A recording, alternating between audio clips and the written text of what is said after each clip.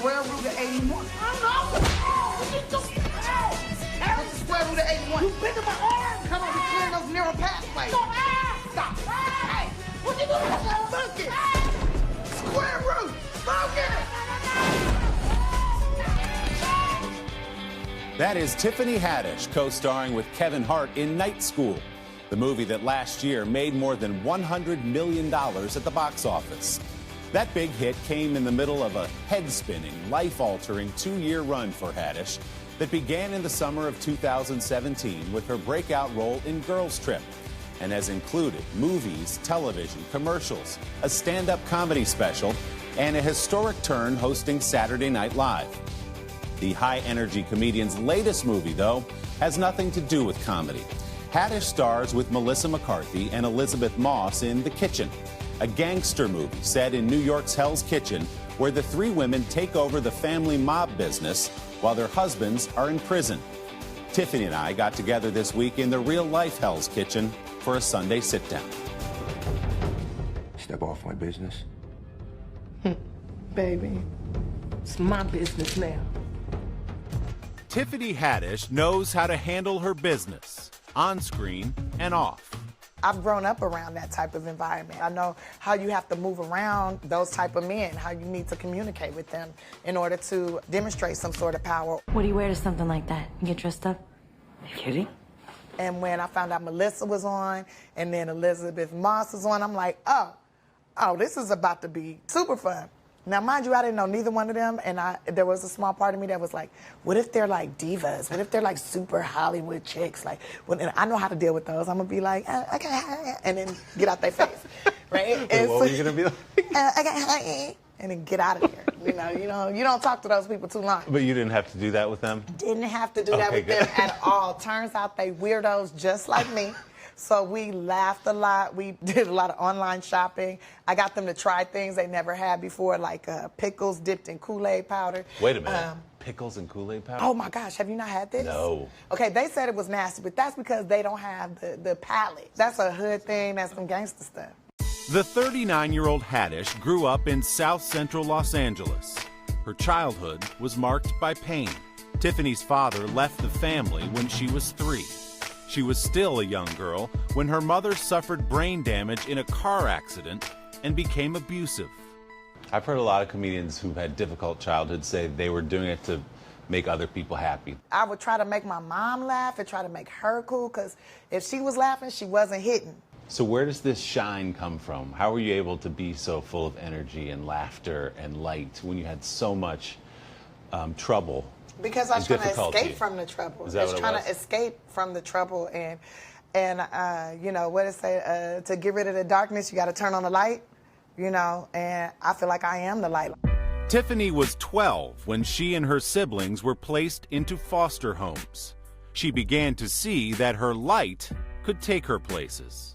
I started working as an energy producer in high school. So somebody pay you $50, $100 to go to the party and just it started out that low. It didn't end up but they would pay me to come to a bar mitzvah or wedding and MC or just dance, just be there to get people dancing.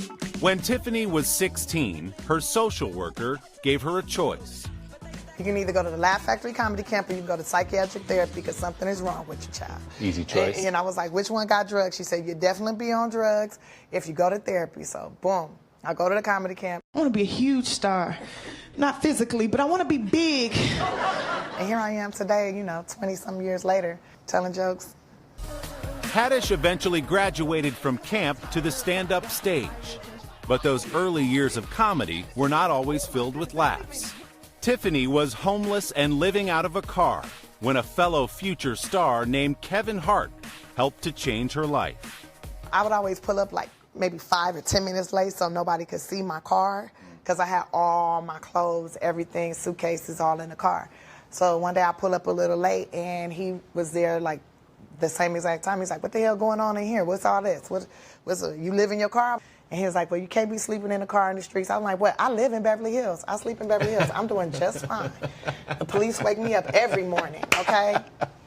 So he was like, Tiffany, no. And he gave me $300, said, find yourself a place for the week. and then write out a list of goals of what you want to do and start accomplishing those goals. And then I started attacking those goals. Haddish began to land small roles on television shows like Who's Got Jokes? I gave her 5. Yeah, 5. And That's So Raven. Please exit through the gift shop as if you had a choice. In 2013, she played a recurring role on the BET series Real Husbands of Hollywood, starring Kevin Hart. Look like more than just your phone died. But Tiffany's breakthrough came just 2 years ago with a scene-stealing role as Dina in the 2017 hit movie Girls Trip. I just want to say hi, that's all. No. What the hell's wrong with you? It's Saturday night. That fall, another big moment, as Haddish hosted Saturday Night Live in a historic performance that earned her an Emmy Award. All my friends are telling me, Tiffany, you a star now. You big time. You balling out of control. And I'm looking at my bank account like, Once it was all done, I was just like, phew, okay, I made that history. Yes. I did that, because that was history. I mean, I was the first African-American female stand-up comedian to ever host, which I thought was crazy because I just knew Whoopi Goldberg did it, but she just appeared in some sketches. She's never hosted? Never hosted. I thought Wanda Sykes did it. I called all the legends, everybody that I was like, the greatest, the best of the best has had to have done this. And they're like, nope. And then I was like, Googling, and I went through all the archives. We looked at every episode. I'm like, oh, I'm literally about to make history. I always wanted to be the first black woman to do something. Booyah. Do you ever stop and go, wow, the last 2 years have been insane for me? Well, every morning when I wake up, I'm like praying and I'm thankful and grateful. So I always try to find the good in everything. Because some days suck. Like, sure. I mean, I'm tired as hell right now, but I look good. And in a surprise twist, Haddish's skyrocketing career may be headed next for Japan. I have no idea what you just said. I just asked you if you speak Japanese. Where did you pick that up? Well, I went to Japan to do comedy for the troops. I started watching Japanese television, and I was like, man, this is pretty entertaining, especially the soap operas. And I didn't see any black people on the soap operas, and I thought, oh, what if I'm the first African-American to be on a Japanese soap opera? That would be dope as hell. So when I came back to the States, I got Penzler's Japanese 101, and I started playing those discs in the car when I'm sitting in traffic. You know, LA traffic, you sit in the car for 2-3 hours at a time. So what happened to the Japanese soap opera idea? I'm just waiting for a call.